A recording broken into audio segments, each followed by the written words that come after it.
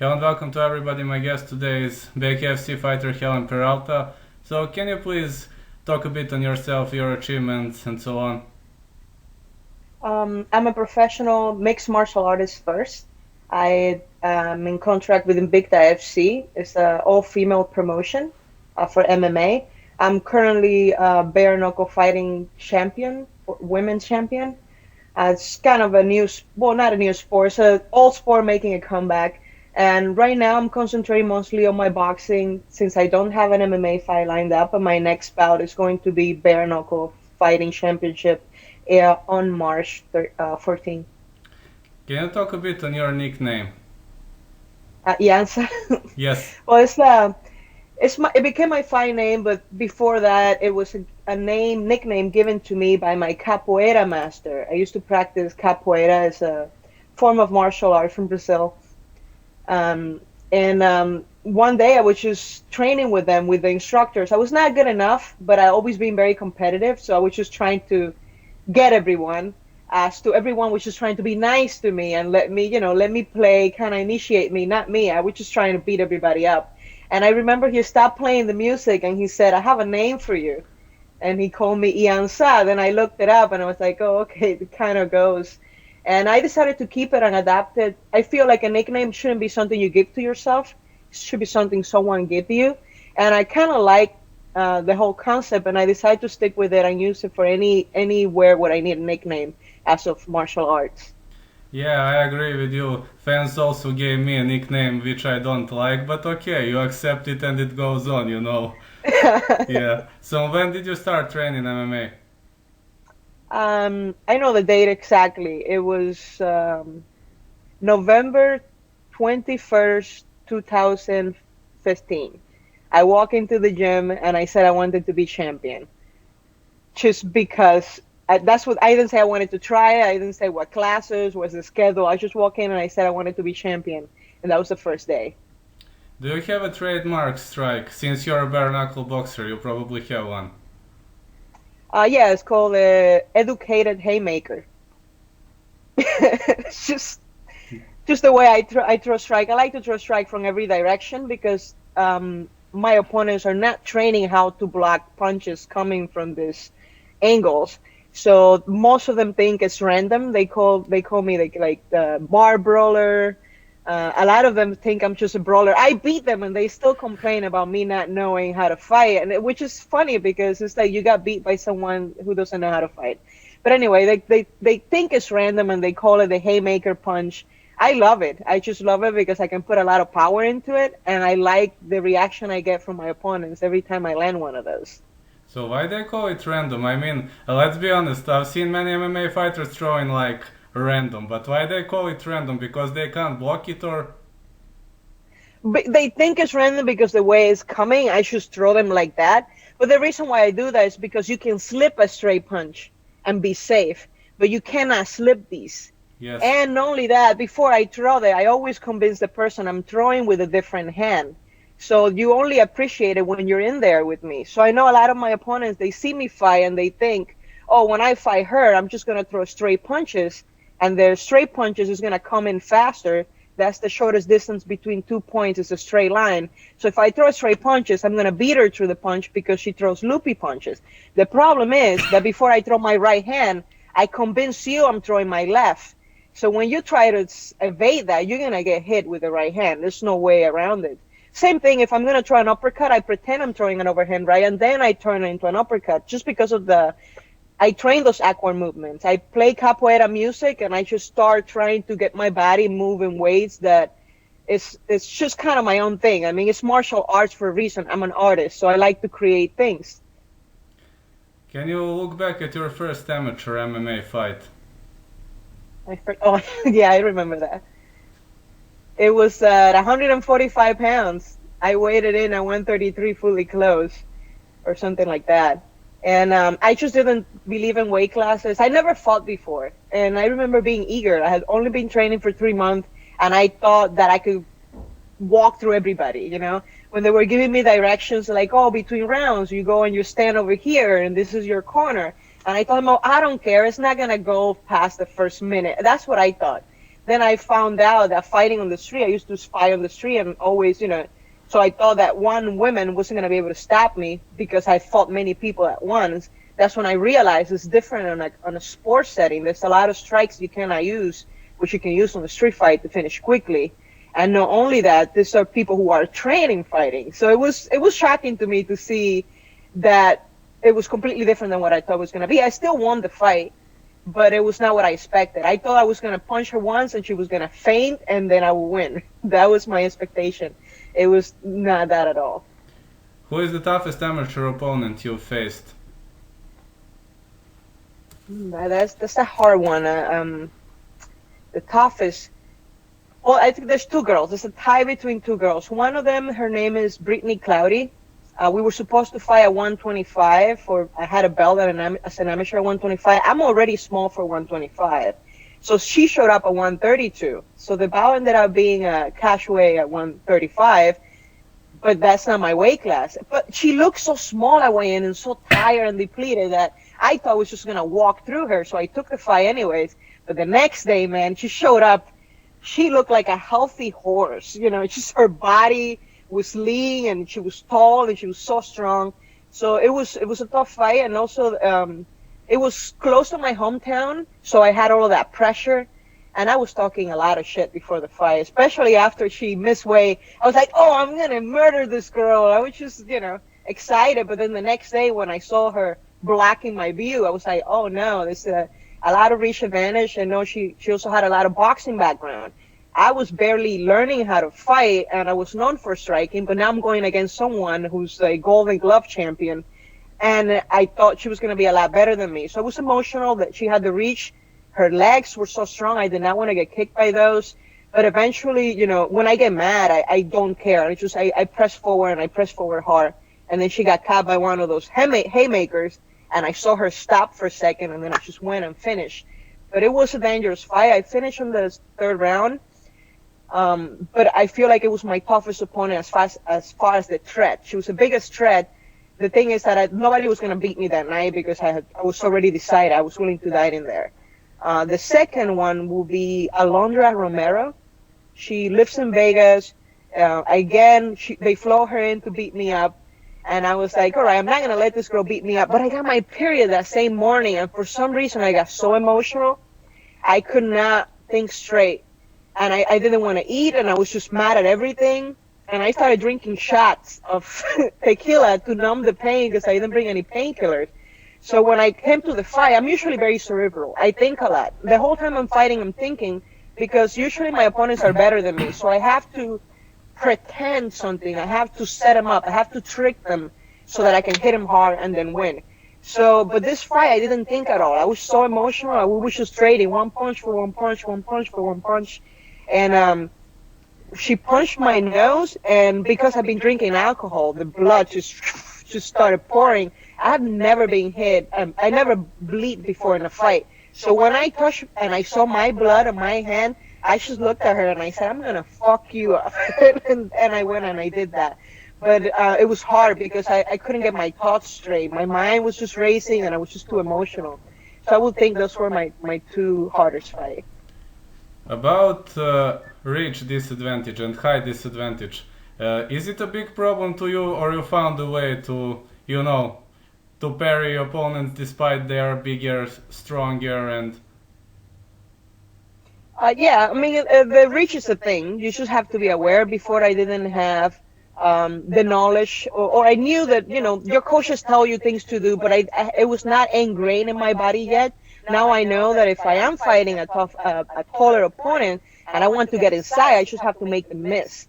I have to, bait them. I do things like I purposely lower my left hand so they see it, or I hear their coach saying, oh, she's lowering the right hand, or I go like this and they think I'm lowering the right, and I wait for them to try to slip it, and then I just punch them really hard.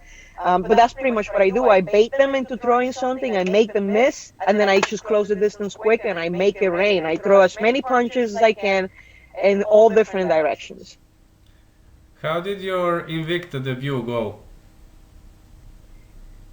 Yeah, that one was a quick one. It was the first round. I think it was second round. I can't remember if it was first or second round. But again, I was very emotional, but it was a different kind of emotion. I've been training so hard. I had 3 training camps back to back. 2 of them were title fights. That was my first time cutting to 115, so it was stressful. And then I went to Orlando to train for, because it was a professional fight and it's in Bkfc. You know, all those girls are really, really good.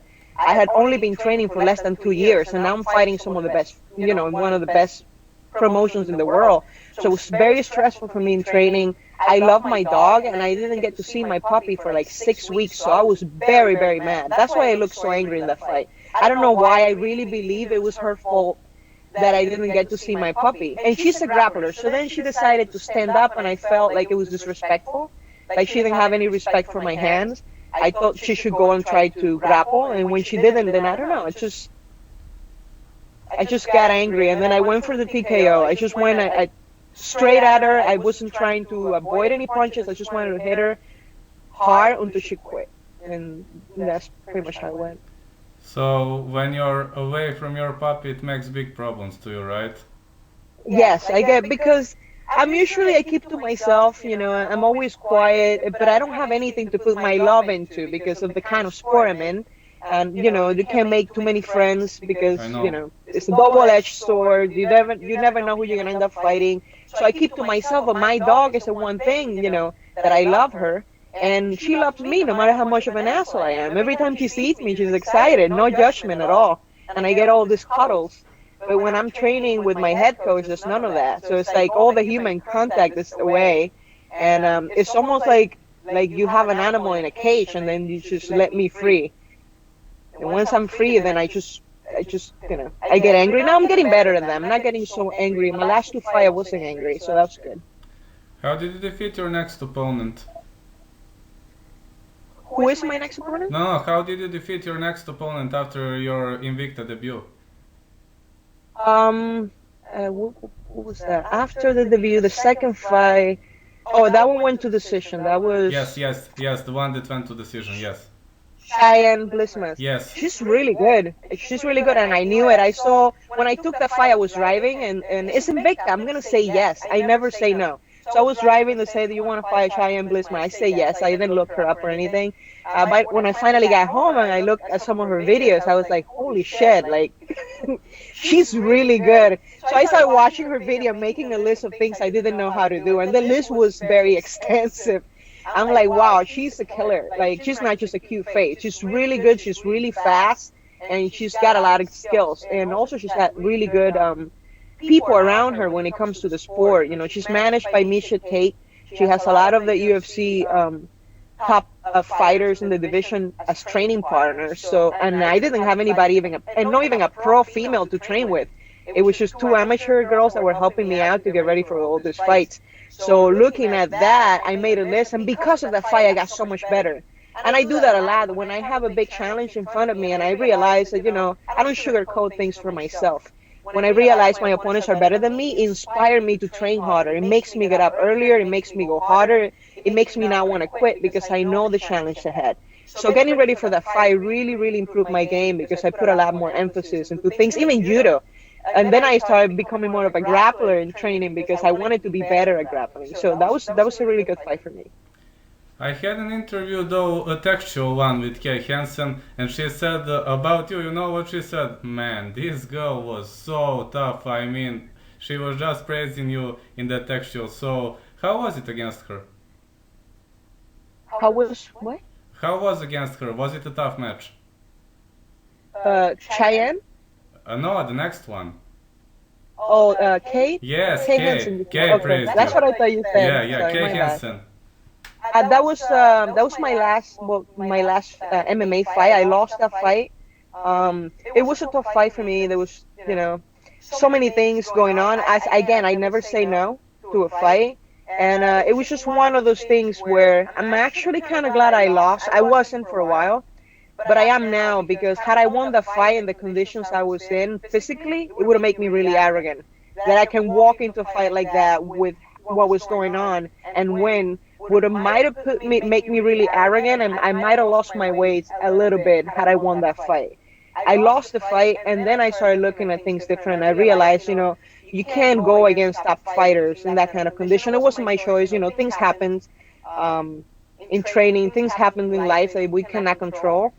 But I just wanted to get back in there, and I just couldn't say no to that fight. I kind of needed to get in the ring in order to get some things sorted out. So, I'm not too mad about it. I was for a while. I don't like to lose at all, ever, no matter what it is. I can be playing cards. I want to win every time, always. So I don't like to lose, but I did take a laugh from it. I heard before people saying, oh, you're the winner, you learn, and I thought it was bullshit. I thought people were saying it after they lose so they don't feel too bad. But then I thought about it. It took me a good 3 or 4 months to start appreciating what happened that night and how it happened and where that puts me in my life, because what I do for fighting, of course, I want to get titles and stuff like that, but I do it as a shortcut to enlightenment. Every time you go out there, you learn so much about yourself that it will take you 10, 15, 20 years to learn some things about yourself, or you might never learn them. But when you go in there and it's all on you, man, no matter what, you can pretend to be whatever you want to pretend. You can lie to yourself, you can lie to everybody if you want. But when you're in there, it's real time. It's the realest place on the planet. And just being there, experiencing certain thing, if you are able and susceptible enough, and you take the time to analyze what happened, then you will realize a lot about yourself. That it will take a lot of years of counseling and therapy for you to get there. For me, that's my therapy. Getting in there is a shortcut. I feel like I'm assured 10, 15 years every time I get in the ring. And then that night, I'm still taking some stuff from it, from that loss. Like, it really put me in a good place now. At that time, it didn't feel that way at all. I was very disappointed. Why did you transition to bare knuckle fighting championship? This is the first question. The second one, how do people look at the female who competes at bare knuckle fighting championship? Well, I ended up doing bare knuckle fighting. It was also a result of that fight with Kay. Well, some things happened before the fight, and I couldn't train MMA anymore. Just couldn't do it. I realized during that fight that I wasn't going to be able to get back in MMA the way I was because I was very, very limited. So I was kind of 50-50. I wanted to make a debut in boxing, but boxing is so corrupted. It's insane. I couldn't get a fair shake in boxing, so I decided not to do it because I'll be very disappointed if I win a fight and they give it to the other girl. So that was my main issue with boxing. Then I started getting a little bit better, and I'm really, hard-headed. I wanted to get back to MMA, so I started setting up fights that I wasn't necessarily physically ready to do yet. The injuries were too fresh. But they kept falling through. People keep backing up. They keep faking injuries, or maybe they were injured for real. I don't know. It was just too much coincidence. I was in Orlando in a full training camp. I spent a lot of money training for fights, and then the girls would cancel last minute, or the promoter wouldn't follow through, or there would be too many excuses why the fight or the event didn't happen, and I got really frustrated. I was like, I just need a fight. And then right before, like a week before I left Orlando, I had another big injury happen. And now it was the lowest low in my life because now I had the same injury happen to me twice, and I thought my career was over.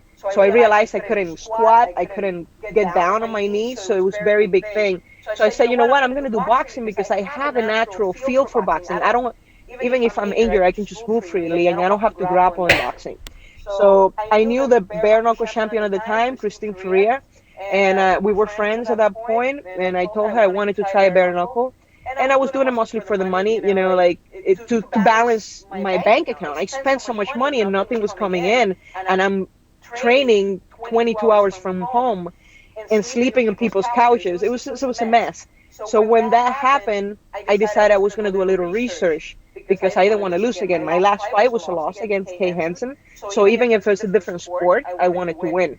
So I started studying bare knuckle, and I realized it's not what I thought. It's a beautiful sport. Not only is it beautiful, it's the injuries in bare knuckle are not as extensive as even training for MMA. Like, the times I got injured in MMA has always been in training, and the last 2 times they were, life-changing injuries. Just training, just grappling.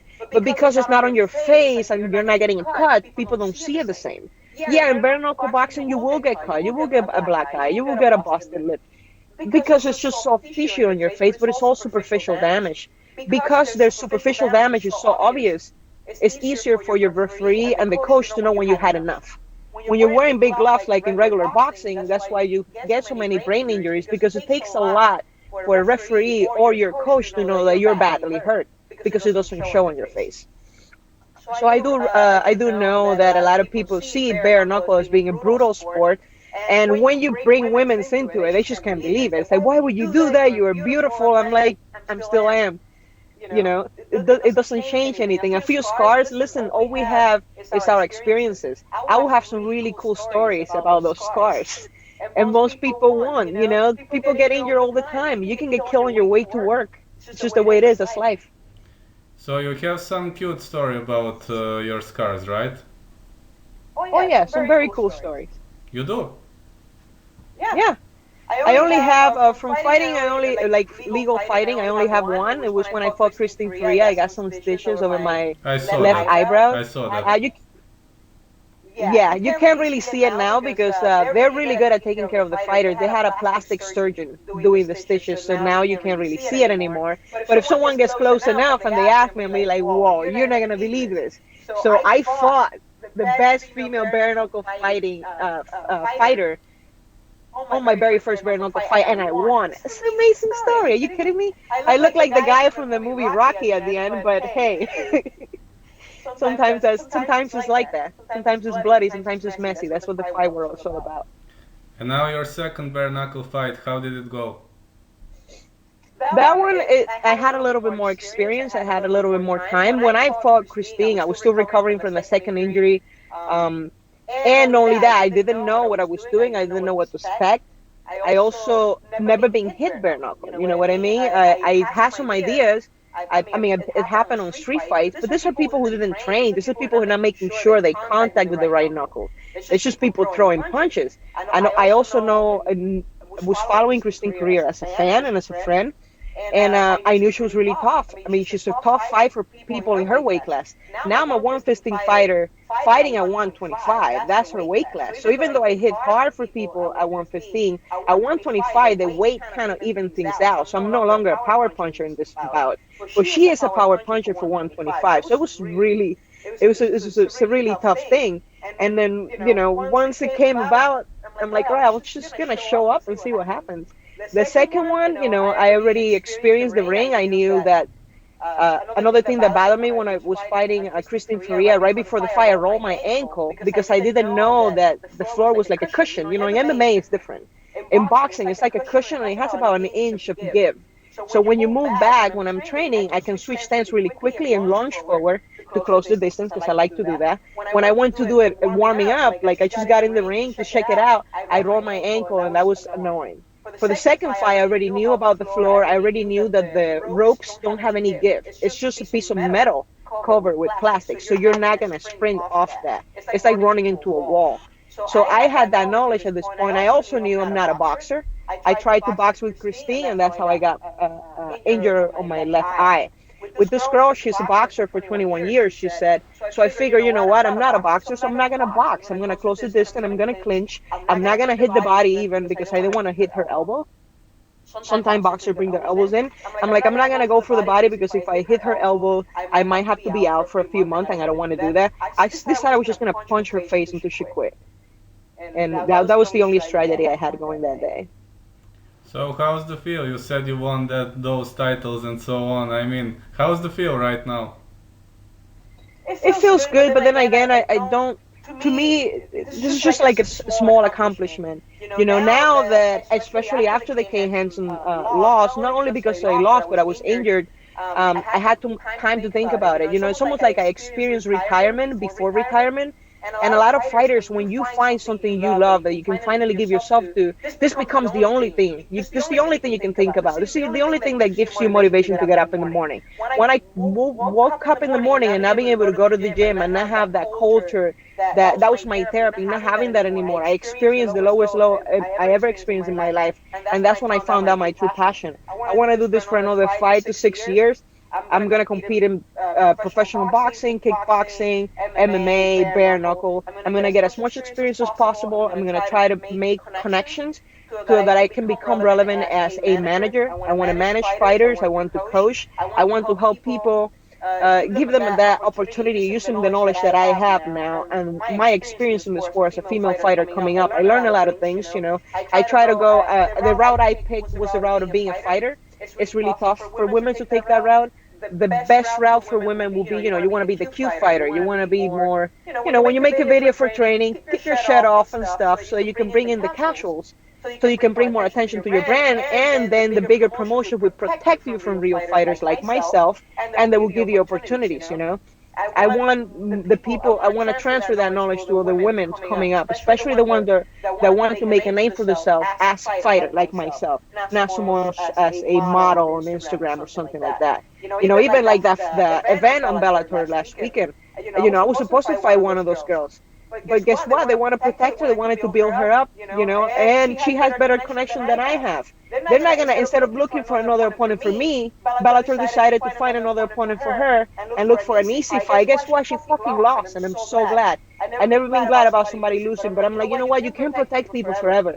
You have to let people fight. And I experienced a lot of that, where promotions will leave me out because they want to protect whatever girls they have a multi-fight contract with. And I want to use the knowledge I have now, you know, trial and error, to help other female fighters who are trying to make a name for themselves and don't necessarily feel like they want to be a model or a piece of meat. And I have nothing against that. I love when those girls post this workout video. I love looking at the female form. I love women's probably more than I should. So I'm not hating on that.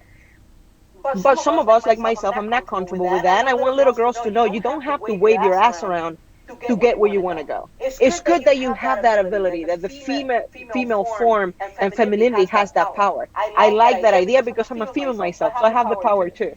But, you know, I want little girls to know that's not the only way, that's not the only route. You know, if you want to be a fighter, you should be able to just be a fighter and still get the same treatments, you know. I know things are changing now, especially in the sport, with more females coming in and dominating the sport. Before, the female bout was the opportunity for everybody to go make a sandwich and go pick up the pizza. Now, some of the female bouts are even better than some of the male bouts. So things are changing slowly, and I want to be part of that change. How do you make a difference when you mentioned right now between an Instagram fighter and a real fighter like you? How do I know the difference? Yeah, how do you see the difference? Do you have some tricks or? Well, you know, you can tell by just look up their name and see who they fought. Most of the time, these are girls who are undefeated. You know, but I don't look at the numbers, how many fights they're undefeated. I look at who they fought to become undefeated. You know, and then once you start seeing they're fighting just mostly people with losing records, or like say if you are a striker but you never fought a grappler, you can tell there's a little bit of protection being done there by the promotions you're fighting for. If they're all the amateur fights are for the same local promotion, obviously they're being protected. They bring people in, make it uncomfortable for them to give that person an edge. They can't get in the ring and fight for you, that's for sure. You got to have some abilities. But you can tell by, you know, who they fought and who is in their corner, who's their management, you know, because again, it's all about who you know. You know, if Bellator or the UFC is putting together a big card and they have a manager that manages most of the UFC fighters, they're going to talk to the guy directly, you know. All the little people, they get seconds. They get the second place.